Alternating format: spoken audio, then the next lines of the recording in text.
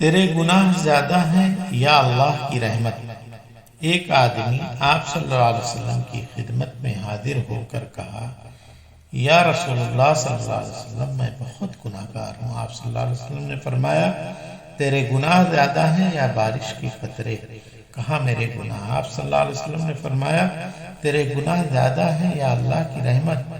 तो उसने कहा, अल्लाह की रहमत। आप सल्लल्लाहु अलैहि वसल्लम ने फरमाया, पढ़ ला इलाहा इल्लल्लाह मुहम्मदुर रसूलुल्लाह सल्लल्लाहु अलैहि वसल्लम। जो कलमा पढ़ता है उसके तमाम गुनाह माफ कर दिए जाते हैं और वो बख्शा जाएगा। हर चीज की एक कुंजी होती है और जन्नत की कुंजी कलमा पढ़ना है। कलमा पढ़ने से जहन्नमी जन्नती बन जाता है।